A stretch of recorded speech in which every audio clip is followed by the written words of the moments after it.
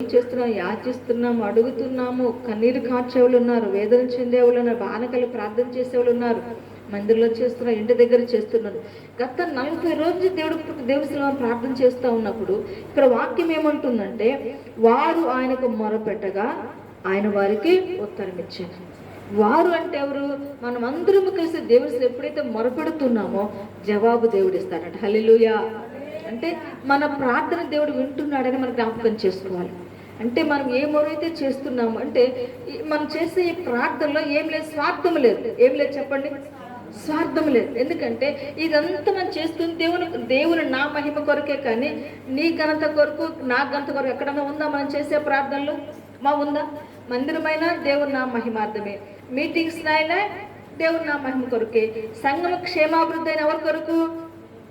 దేవుని కొరకు. ఇందులో మన స్వార్థము మనదంటే ఏమి కూడా లేదు. ఇందులో మనం బాగుపడే లక్షణాలు ఏమైనా ఉన్నాయా అంటే మన స్వార్థం స్వయం ఏమైనా ఉందంటే ఎక్కడ చూసినా మన స్వార్థం అనేది కనపట్ల. ఏంటంటే నాకు ఫలాన్ని కావాలని అడగట్లేదు, కానీ దేవుని నామము కొరకే, ఆయన నామాన్ని ఘనపరచాల ఉద్దేశంతో మాత్రమే మనం చేస్తున్నాం. కాబట్టి వారు మొరపెట్టగా ఆయన వారికి ఉత్తరం ఇచ్చాను. అంటే మన ప్రార్థన దేవుడు ఆలకిస్తాడు అని ఖచ్చితంగా మనం ఏం చేయాలి? నమ్మాలి. హల్లెలూయా, హల్లెలూయా. ఎందుకంటే గత 40 రోజుల నుంచి ఎవరో ఒకరు ధూపం వేస్తూనే ఉన్నారు. ఎంతమంది వేస్తున్నారు మనకు తెలియదు, కానీ ఆగకుండా మాత్రం ఏం జరుగుతుంది? ప్రార్థన ఆగకుండా. అంటే మనం మొదలు పెట్టిన ఏమంటారు, జూలై 1వ తారీఖు మొదలు పెట్టాము. ఆ రోజు ఈ రోజు వరకు ఎవరో ఒకరు ఏం చేస్తున్నారు? మందిరము కొరకు, మీటింగ్స్ కొరకు, సంఘం కొరకు ఏం చేస్తున్నారు? ప్రార్థన చేస్తూనే ఉన్నారు.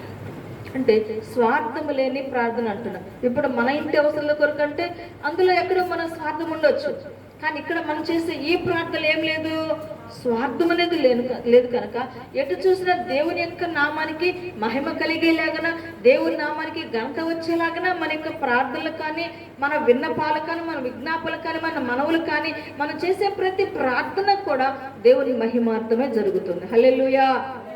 కాబట్టి ఇందులో ఒకటి మనం గట్టిగా నమ్మాల్సిన విషయం ఏంటంటే, దేవుడు ఖచ్చితంగా మన ప్రార్థన విన్నాడు అని నమ్మాలి. ఏం చేయాలి చెప్పండి? విన్నాడు. ఆయన విని ఏం చేస్తున్నాడు? మనకు త్వరలో అద్భుతము చేయబోతుంది. ఈ ఫలం మనం చూస్తామంటున్నాం. ఈ రోజు ఈ 50 రోజులు, ఇంకా 10 రోజులు ఉంది.